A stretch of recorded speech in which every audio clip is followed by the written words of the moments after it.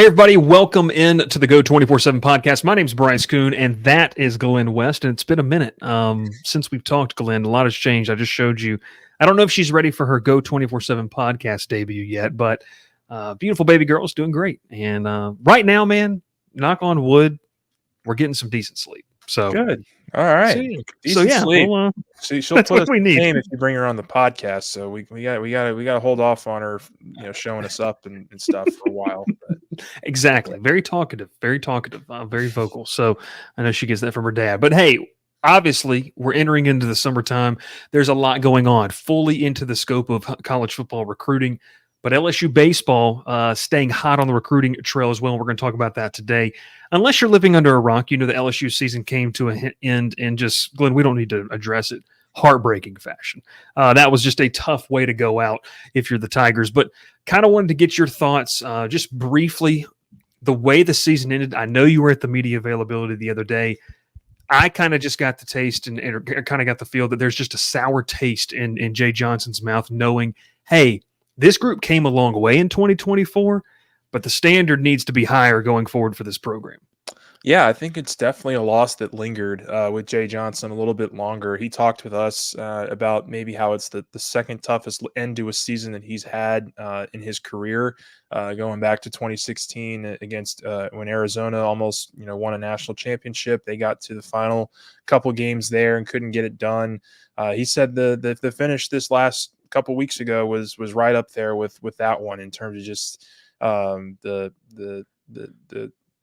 trying to get over it, not just trying to get over it being over. And, I think that was something it took them a little while. It took the team a little while because you're absolutely right. This team, it was such an ebbs and flow kind of season for LSU. I mean, we came in thinking this could be a top 5 team in the country through non-conference play. They really didn't do a whole lot to tell us anything otherwise. I mean, I think they went 22-3 in the non-conference part of their schedule.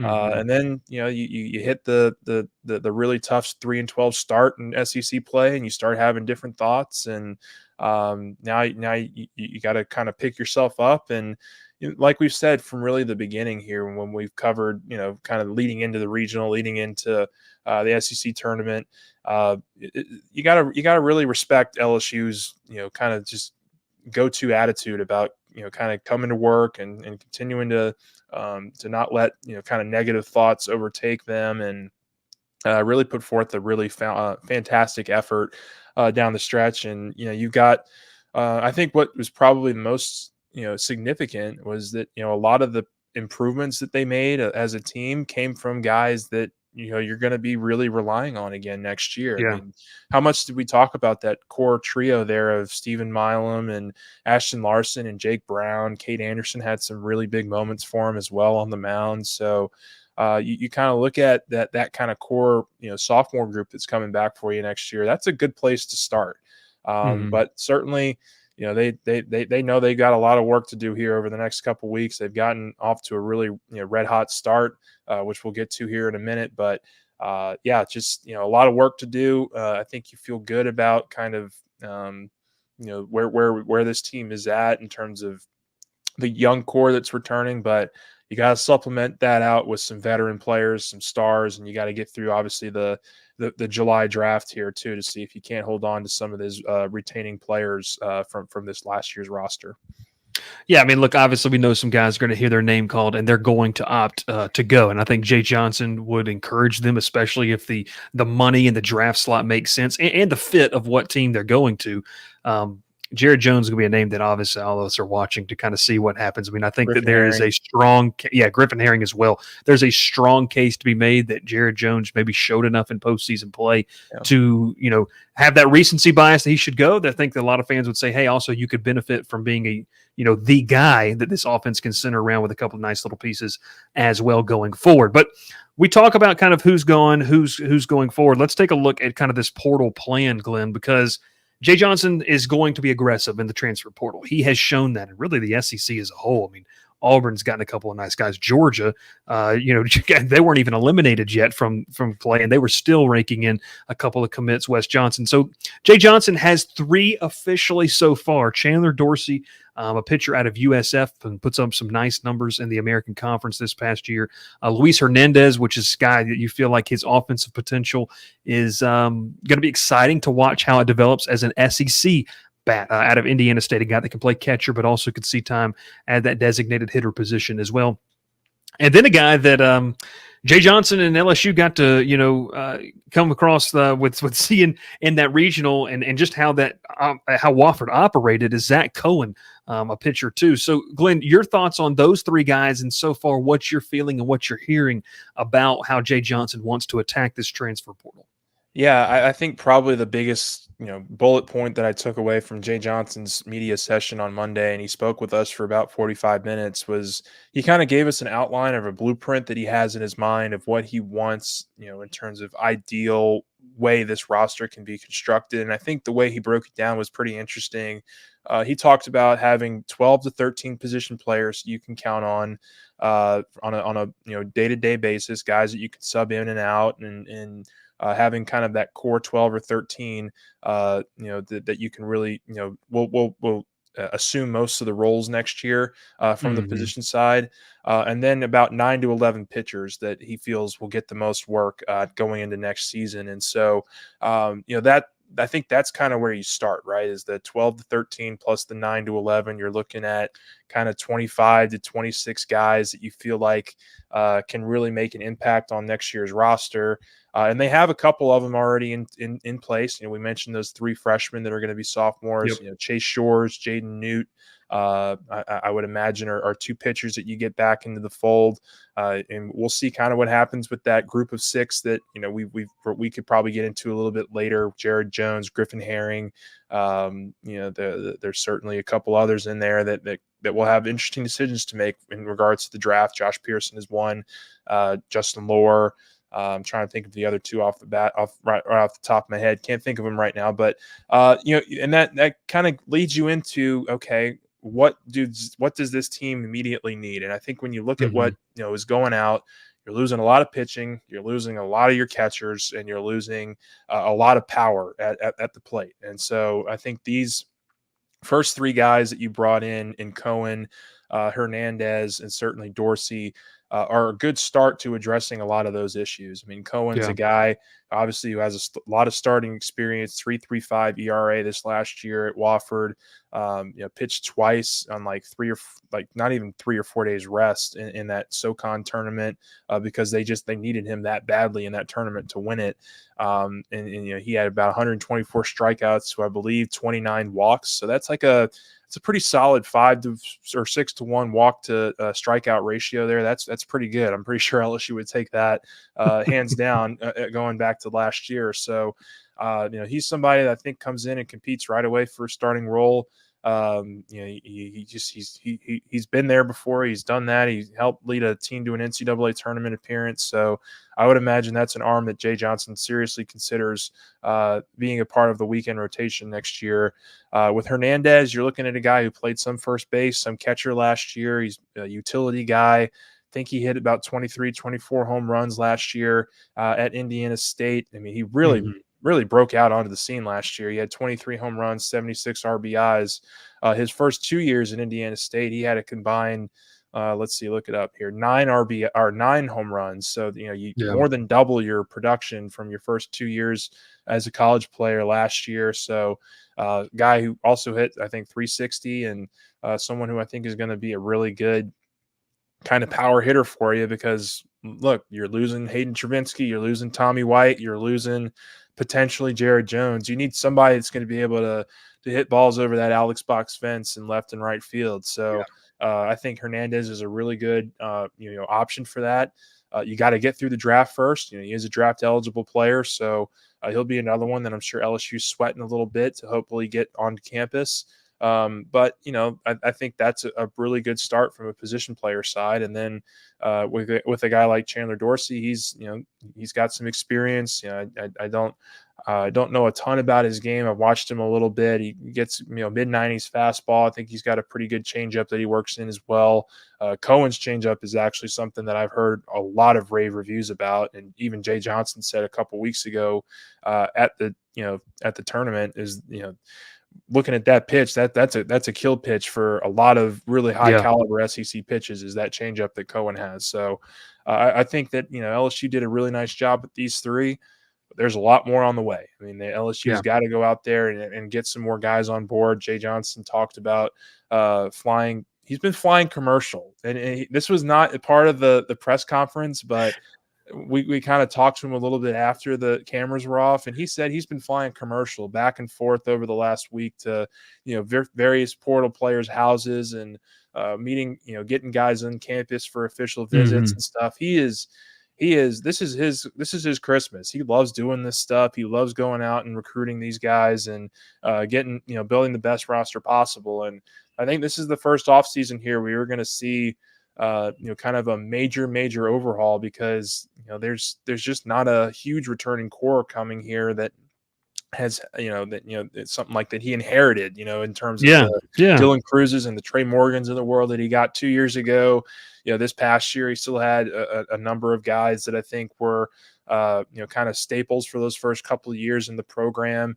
You're going to be losing a lot of that senior leadership, a lot of that kind of veteran presence. And so how he supplements that through the portal, and certainly with what he can get from the freshman class here is going to be very interesting to see unfold.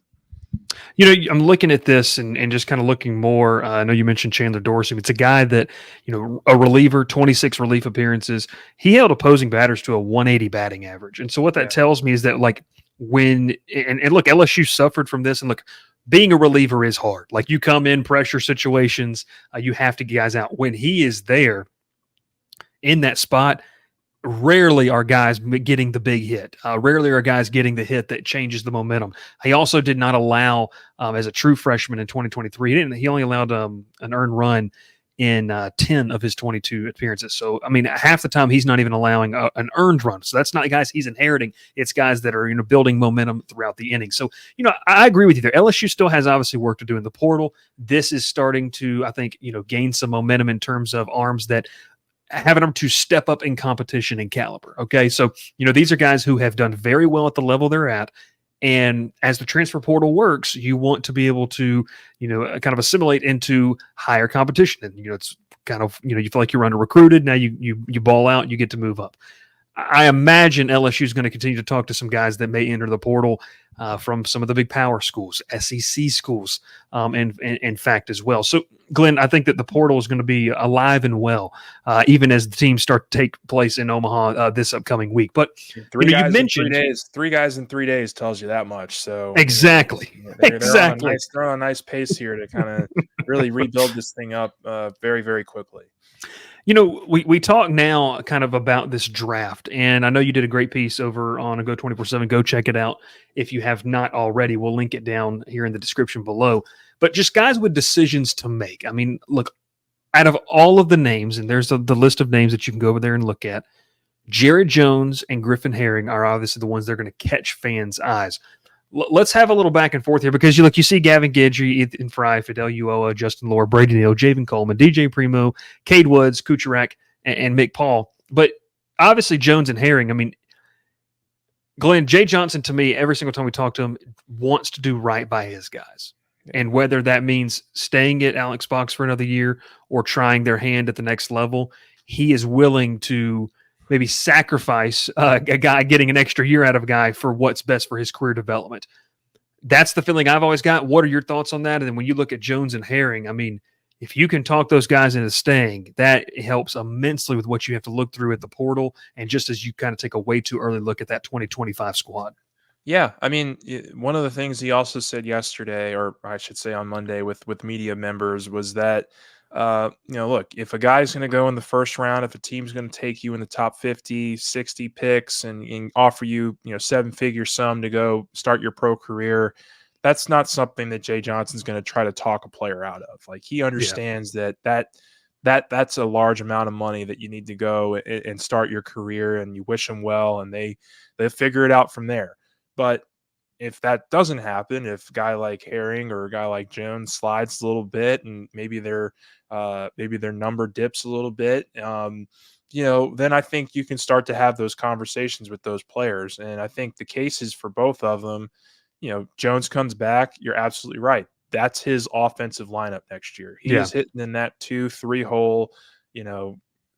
Teams are going to be looking for ways to pitch around him next year, and he's going to get that Tommy White kind of treatment that you saw Tommy get this year in Mhm. a lot of these games. So I think that's a way that he can continue to build his draft stock. You come back and you leave LSU not only as a junior to where you still have your leverage for the draft next year, because these guys are both sophomores. Yeah. You still have your leverage next year to where you can demand quite a bit of money.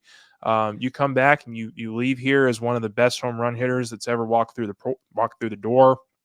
You get another chance to kind of lead this team and see if you can't make another deep postseason run with you as the catalyst. I mean, he's been a part of a postseason run, but wasn't really a huge part of the postseason run last year, and was certainly somebody that I think wanted to be a part of that. And I think you get that opportunity if you come back next year and you're kind of hitting that 350, 360 with 25 plus more home runs. So I think that's a case. I think certainly his defense needs to take another step up as well. I mean, I thought it took a really nice step this year, but if you take another step next year, now you're firmly in the conversation as a first round pick, because you show that you can not only hit for power and showing the improved plate discipline, but also you can play some defense as well. And I think that's kind of what teams are looking for at the next level. And then with a guy like Herring, the case is pretty simple. You come back and you're a starter, and starters get paid more than relievers. And Mhm. if you come back and you have a really nice season as a starter for this team next year, a team that is returning Chase Shores, is bringing in Zach Cohen, is getting Jaden Newt back from being healthy. I mean, like, there's a nice core there for Griffin Herring to fit in and be one of the best pitchers on this staff next year. Like, Yeah. there's some really talented players, and I think if Griffin Herring returns, he'd absolutely be one of the more talented ones on this roster next year. So I think what you're seeing now via the portal is that Jay's getting a head start on some of these pitchers and kind of getting just kind of getting out in front of, maybe some potential, decisions that are going to be tough. I mean, you just mentioned it, Justin Lohr, Fidel Ulloa are two other Mhm. guys that are kind of in that mix of pitchers that, could wind up leaving for pro ball if they get the number that they're asking for. So, there's tons of work to do here. I mean, we're still in the very infant stages of this. We're in the Addie Koon stages right now of this off season. As a 1 week old little toddler. So we're here in the very early stages of this one, and I think LSU's got a lot more offers to dish out, a lot more players to bring in, and it'll be very interesting to see kind of what they come up with, because they do need pitching. They need some more power hitting. I think they need another infielder that can kind of take that Tommy White spot at third base. And they might need an outfielder or two, too, depending Yeah. on what happens with a guy like Josh Pearson and some of these other guys. I like how you said the Addie Koon stage. She is now a week old. We celebrated her 1 week old birthday, and Glenn, I tweeted this last night, and it kind of popped off a little bit. I don't know if you saw it. I've just and I'm sorry to the Louisiana community. I have made fun of snowballs for the past 365 Oh, I days. must have missed Had this. had my first one, Glenn. It's the real deal. I Condensed apologize milk? on. You got condensed milk Yeah. in it? That's a Condensed milk. It was very good. Now people have told me I've got to have it stuffed with something else now. Got to try it with ice cream. I don't know. I'm open now. I'm open to trying new things. okay. All right. Also, Well, also had some boudin for the first time, and that was solid choice. Solid choice. solid choice. So there you go. There you go. They don't sponsor the show, so we're not going to plug out the specific companies, but that's okay. But hey, anyways, back to LSU baseball here. No, you're exactly right. I mean, I think that, and you kind of alluded to it, the back end of the bullpen is going to be something that's very interesting to watch, because while it started to settle in Hoover and settle in how you wanted it to when you got to Chapel Hill for that regional, it feels like now it's kind of could be blown up. Like if Griffin Herring is not going to be that ace reliever, whether he's in the minor leagues next year or he's in the rotation, you kind of have to have some more names. So I expect them. We've already seen a couple. A guy that I really, really like, and there were some rumors that he might be on campus and around campus, was Alton Davis, a guy who's an electric closer for Alabama, left-handed, has a good fastball, good breaking ball, tall, lanky. I mean, anytime you get those type of measurables out of a left-hander, people are going to say, yeah, let's see what we can do with you. That would be a name that I would just like continue to monitor for sure if LSU wants, especially as Herring's kind of on this teetering of what he's going to do. Maybe you go after that. But we talked about the draft, a lot of names. It's going to be very interesting to see what they do and the decisions they made. And I like how you talked about it. Jay Johnson's going to do what's best and what's right for the players. It might, create, a little more stress in trying to get that power bat in the portal. But hey, that's the type of continuity that helps a program stay at a high level when you have a coaching staff that cares about the player more than just on the field at their home stadium. That does mean a lot for recruits and stuff like that. All right, the final topic, we'll take a look here, Glenn, and I know you did this in the article, but wanted to get back to it, and we mentioned this a little bit. Just a way too early look at 2025. That core, which is going to be a lot of fun. Folks, I promise you, Jake Brown feels much worse about missing that catch than you think you do as a fan. But he's going to be a very special player, I think, and we saw that towards the end of the season, Glenn, in the purple and gold for at least, another year or two at the very least. I'm excited. I'm excited to see what Ashton Larson does now that he fully understands what it takes to be a college baseball player. I'll even throw another name out there, Ethan Fry. Yeah. If he gets corrected if he has to have some surgery or has to have some things to, help him out, there's a lot of potential in this 2025 team. Glenn, kind of talk about what's returning for this group. I know we talked about potential additions and things like that, but it's a lot to be excited about. Yeah, look, I mean, you touched on it there with a couple of them. You got the 3 freshmen that are going to be sophomores next year. I think it's some very interesting other position player decisions that could be made are with Josh Pearson in the outfield and what he does via the draft. That'll be very interesting. And then Brady Neal via the transfer portal. Just Brady Neal, look at what LSU has coming in with, they have a freshman that could be drafted. They have a JUCO guy and Blaze Priester that could be drafted.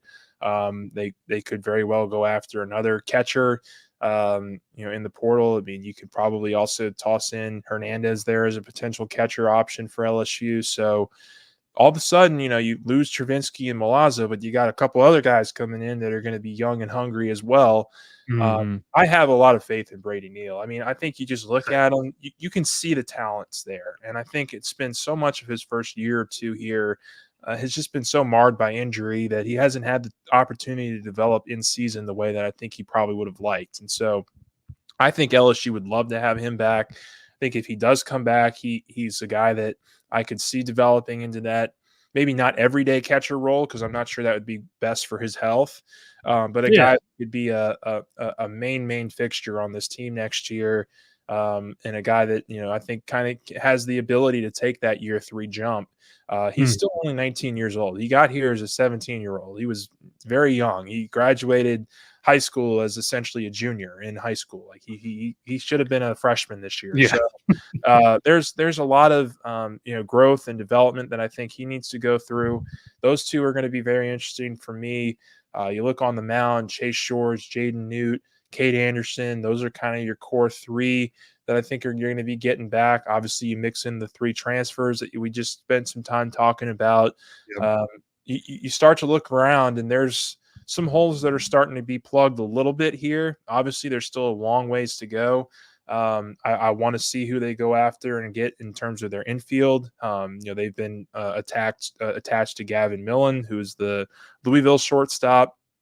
If you get him from Louisville, what does that say, or what does that do for a guy like Michael Braswell, who's another one that we haven't really touched on? Yeah. You see Braswell sliding over to third base, or do you slide Milam to third base? Like, there's just a lot of options here that I think could be, that LSU will have to weigh here.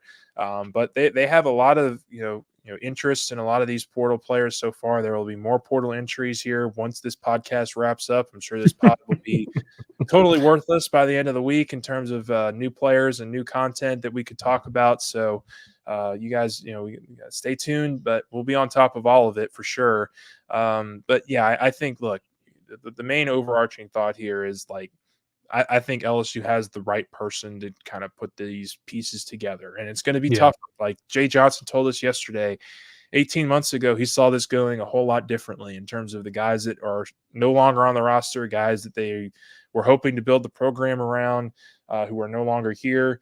They swung and missed on some guys, but they also have some really talented pieces that are in here as well. And I think that they feel really confident about the team that they're going to be able to build and the team they've already started building for next year. So it'll be interesting to see kind of who they bring in to top it all off. But I like the pieces so far, and I think it's going to be another really competitive team next year. And I'll say this too. I know it might have started out choppy in terms of SEC play with some errors and just freshman mistakes. But if Milam and Braswell stay intact at that middle infield duo, that really is an underlying theme of the offseason, bringing that group back. Because a lot of times when you talk with scouts, when you talk with front office personnel at the major league level, they say your most important positions off time is the middle of the field. So it's going to be catcher, what you have at pitcher, second and short, and in center field. Having Milam and Braswell there, the continuity that's going to bring, I think those two guys, if they stay in those spots, are poised for massive 2025s, and it really can help. Whatever happens with Jared Jones or over at third base, you have those two guys as your de facto captains of the infield there.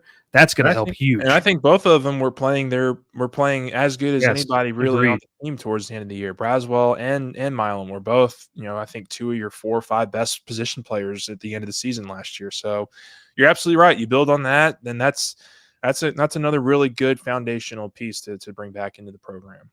I like it. Well, Glenn, that's about all the time we have because I got to go change a diaper here in a second. But hey, we appreciate you for tuning in. And like Glenn said, if you feel like, hey, I'm watching this on Friday and 2 other names have entered, LSU's picked up another one, well, it might be a little outdated, but that's a good reason to head over to Go 24/7, where you can catch all the latest breaking news. Football recruiting well into the summer, and we're having a ton of fun covering that. Camp season is officially here. And Glenn, before you know it, it's going to be SEC Media Days, fall camp, and we're going to be right back into this whole thing once again. It's going to be a lot of fun.